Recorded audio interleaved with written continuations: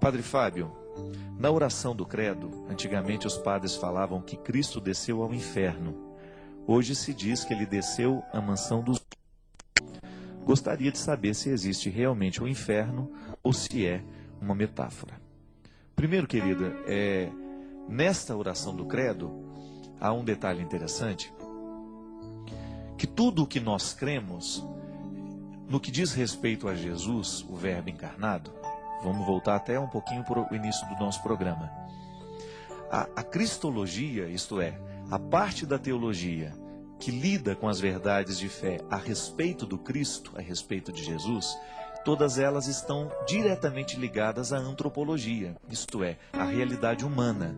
Porque dentro da teologia, nós temos a antropologia teológica, né? Que é justamente a área que eu dava aula na faculdade. A antropologia, ela pensa o ser humano, mas por ser teológica, ela pensa à luz do Cristo, que é a referência para o humano. Então, ao dizer que Jesus desceu à mansão dos mortos, significa que ele cumpriu todo o processo humano da encarnação. Então, toda realidade que é encarnada precisa morrer. Então, naturalmente, Cristo, Jesus, o Verbo encarnado, vive todas as etapas da vida humana. Ele cumpre na carne todo o processo que diz respeito a uma realidade que está encarnada, isto é, um ser vivo. Então veja bem, ao dizer que Jesus desceu à mansão dos mortos, significa que ele experimentou a morte na sua expressão máxima. Porque o credo, na verdade, quando ele diz desceu à mansão dos mortos, é como se, dentro deste contexto de explicitação do que nós acreditamos, porque o credo é isso, né? Digamos assim, um resumo de tudo que nós acreditamos, nós explicitamos que nós cremos que Jesus não foi poupado do processo da morte.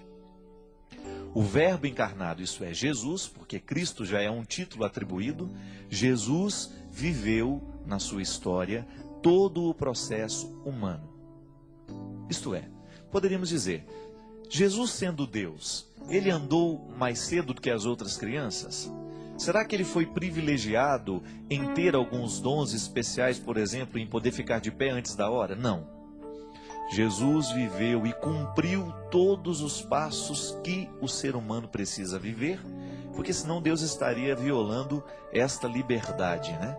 Ou não estaria cumprindo na totalidade o mistério da encarnação.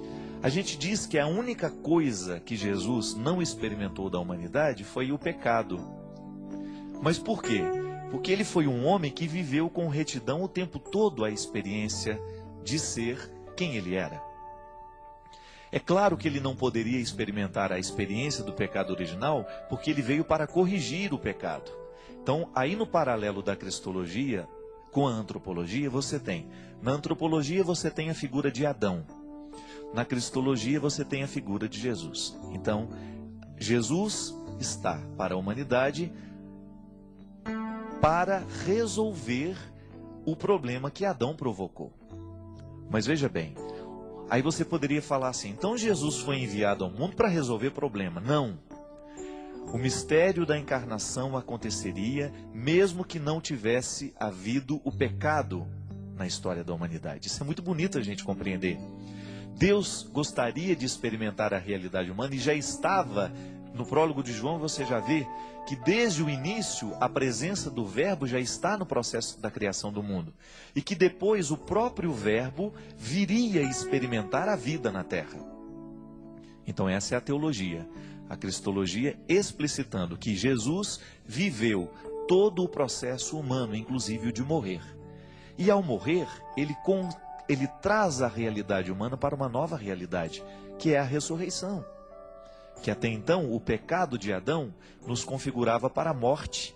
Ele nos jogava para a morte. O pecado de Adão colocou dentro de nós uma herança que você tem, mesmo que a gente não queira, mesmo que a gente queira tirar o nome dos testamentos agora, não tem como.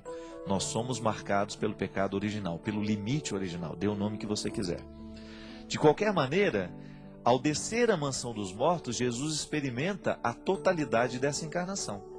Mas dali vem o novo sentido da morte, que é justamente a ressurreição, que é essa categoria nova que vai nos livrar da condenação da morte eterna. Não é verdade? Porque a partir do momento que Jesus ressuscita, e já que ele é humano, toda a humanidade cumpre com ele o destino que um dia Jesus, isso é, ele vive antes de todos nós aquilo que toda a humanidade vai viver. Ele ressuscita e nos coloca então agora nessa vocação de também sermos direcionados e chamados à eternidade, à vida de ressurreição, que ela pode ser desdobrada o tempo todo na vida prática, né? Eu não preciso esperar morrer para viver a ressurreição. Você não precisa esperar a morte para você experimentar a ressurreição. A ressurreição, a eternidade, nós já começamos a construir agora. O Padre Zezinho fala de um jeito muito bonito numa música dele, em que tem um momento da letra que ele fala assim: e a gente vai ressuscitando, e a vida vai ficando eterna, mostrando que este destino final da humanidade, que é a ressurreição, já se aplica agora, no momento que você consegue vencer as suas mazelas, quando você consegue vencer o Adão que existe dentro de você, a Eva que existe dentro de você, aquela fraqueza, aquele momento de fragilidade que você é puxado para baixo. Você já parou para observar o quanto que na vida, às vezes, nós somos puxados para baixo? E veja bem, que o chão, ele é a experiência que nos lembra Adão. E o céu é a experiência que nos lembra o Cristo. Mas esta experiência de unir céu e terra é que é bonita, a mística da vida cristã vive aí. Eu estou no chão, isso é, eu sou Adão, eu sou barro, o significado de Adão é este, né? Aquele que vem do barro, aquele que está no barro. Mas eu também sou o Cristo, eu sou convidado a viver a dinâmica da superação, daquilo que é Adão em mim, mas daquilo que é Cristo também em mim. Pelo mistério da encarnação, eu sou convidado pelo batismo. E às vezes na vida nós somos puxados para baixo. Às vezes um telefonema que você recebe, uma palavra que você escuta, um desaforo que você recebe, uma coisa ruim que acontece na sua vida, um dissabor, uma traição, uma infidelidade. E pode observar que tudo isso que nos puxa para baixo é fruto do nosso pecado. Toda vez que nós agimos movidos pelo nosso pecado, nós machucamos alguém ou somos machucados. É impressionante o quanto que o pecado tem o poder de nos machucar e de nos puxar para baixo. Então veja bem, é a força de Adão dominando o que a gente é. Agora, quando a gente cuida, por exemplo, eu vou fazer um esforço para não dizer o que machuca o outro. Eu vou tomar cuidado com as minhas palavras. Eu vou tomar cuidado com aquilo que eu falo, às vezes, no momento da minha raiva. Eu sou muito assim, gente. Às vezes eu fico irritado com as coisas e eu falo o que eu não quero. Eu magoo as pessoas que eu amo. Mas no ímpeto de querer resolver as coisas. Veja bem, eu estou sendo domado por Adão. Agora, no momento em que eu demoro um pouquinho antes de falar o desaforo, no momento que eu demoro um pouquinho antes de fazer a calúnia, de falar a fofoca, o Cristo então vence em mim. Está vendo que a mística do cristianismo é isso? É a gente é a gente colocar os nossos passos nos passos de Jesus. É bem natural dentro de nós que a gente assuma a posição de Adão. Isso é, do homem fraco, da mulher fraca, daquele que não consegue, daquele que não sabe, daquele que não pode. Mas o nosso desafio é justamente a gente domar tudo aquilo que não nos joga para baixo. É a gente colocar um pouco de limite e de tirar um pouco do poder das coisas que nos jogam para baixo. Daquilo que nos joga no chão, daquilo que nos decepciona, daquilo que nos amargura, daquilo que nos deixa amargos. E quando a gente vive a dinâmica do ressuscitado, a gente começa a sentir que isso vai ficando mais leve dentro de nós. A gente vai ficando mais moderado, a gente vai ficando mais ponderado, a gente vai falando menos, a gente vai ser menos impulsivo. É fruto de milagre? Se você quiser chamar isso de milagre, então é milagre. Porque, na verdade, a ação do Cristo em nós ela é miraculosa o tempo todo, mas ela é também esforço humano. Voltamos ao início do programa. A gente se humaniza cada vez que o Cristo vence dentro de nós. E por que é importante a gente crer que Jesus desceu à mansão dos mortos? É importante porque a gente sabe que ao descer à mansão dos mortos, toda a nossa realidade humana desce com ele. Mas não é para ficar ali, é para voltar glorificada. Então, aquilo que é meu, que me machuca, que me humilha, aquilo que me expõe frágil, eu deixo ser mergulhado no mistério do Cristo, para que Ele me devolva aquilo, redimir. A palavra é essa, é redimir. E é tão bonito a gente pensar, minha gente, que o tempo todo nós passamos pela experiência de mergulhar as nossas misérias na mansão dos mortos. Isso não é uma teoria. Nós também precisamos mergulhar na mansão dos mortos, isso é, a gente precisa fazer morrer aquilo que é o nosso defeito, aquilo que é a nossa fragilidade, que às vezes nos envergonha tanto. A fragilidade não tem como fazer mergulhar e tirar. Eu estou falando dos desdobramentos dela. Frágil você vai ser. Como eu disse, nós somos peça de cristal. Nós quebramos fácil. Mas não é pecado ser de cristal. É até uma virtude. Uma peça de cristal, ela é preciosa. Você não fala, eu não quero porque é cristal. Isso aqui recebe uma peça de cristal. Você não vai devolver e falar, eu não posso cuidar disso porque isso vai quebrar com muita facilidade. Não, mas você vai cuidar para que ela não quebre com facilidade. Então não se trata de rejeitar a fragilidade que está em mim, que está em você. Se trata apenas de cuidar bem dela. Cuidar da fragilidade que se tem é um jeito que tem de se humanizar, de trazer a vida do Cristo para nós, de vencer a perspectiva de Adão e de nós entrarmos na dinâmica do Cristo. Teilhard de Chardin chamava isso de maneira muito bonita de cristificação do universo, quando cada criatura descobre que ela é o Cristo, pelo mistério da encarnação. Eu sou o Cristo, tu és o Cristo, ele é o Cristo, nós somos o Cristo. E à medida que cada um assume na sua vida a identidade do Cristo, tudo se transforma num mundo cristificado. Você já imaginou que beleza? Se nós pudéssemos sair pelas grandes cidades sem o medo do assalto, sem o medo do sequestro, sem o medo da violência. Por quê? Porque o mundo estaria cristificado.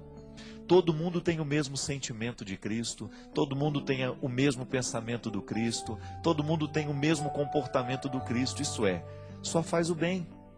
Não deseja o mal a ninguém, não fala o que não deve falar, não olha o que não pode olhar, enfim, vive uma vida de equilíbrio.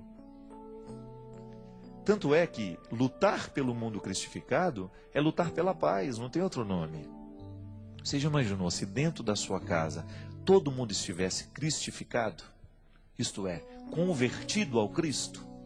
Se os sentimentos que prevalecessem nos corações fossem os sentimentos do Cristo, então a gente trabalharia, a gente não esperaria cair do céu, e agir com responsabilidade, nós não iríamos querer os vícios na nossa vida, nós não iríamos destruir o outro, nós não iríamos mentir para o outro, nós não iríamos enganar o outro, nós não iríamos roubar o outro. E aí, não tem casa que não vá viver em paz se todo mundo faz isso. O que quebra a nossa paz?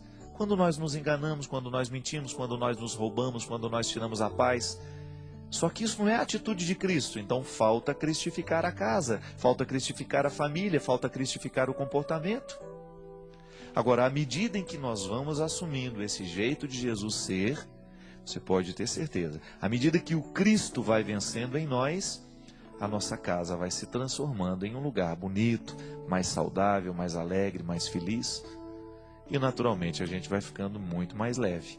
Porque às vezes os maiores problemas que nós temos não são nossos, mas são das pessoas que nós amamos e que estão do nosso lado. Acabam afetando a gente. Às vezes eu paro para pensar e chego a essa conclusão. Às vezes a gente quase não tem problema, os nossos problemas são os outros. Como é que eu vou ser feliz se as pessoas que eu amo não estão bem? Mas eu também não posso viver a vida delas. Aí se estabelece o limite, se estabelece o sofrimento. Eu não tenho como entrar no coração dela, viver por ela, falar por ela, fazer como ela. Não. Então aí eu sofro por isso. Eu sofro porque eu não posso fazer o outro ser igual do jeito que eu quero. Agora, se o outro se compromete com o Cristo, eu tenho que ficar tranquilo. Sabe por quê? Porque Cristo vai fazer a obra dentro daquele coração do jeito que Ele pode. Mas saber que o outro está se direcionando para o caminho do Cristo, então nos dá tranquilidade. Aí você vai saber que o seu filho não vai atrás das drogas, porque ele está sendo orientado pela força de Jesus. Você vai saber que o seu filho pode até cair numa outra coisa, mas ele vai se preservar muito mais do que antes. Ele vai começar a pensar mais na qualidade da vida dele do que antes. Por quê? Coração convertido é coração que se ama, é coração que se respeita. Coração cristificado é aquele que não quer permitir que o Adão prevaleça.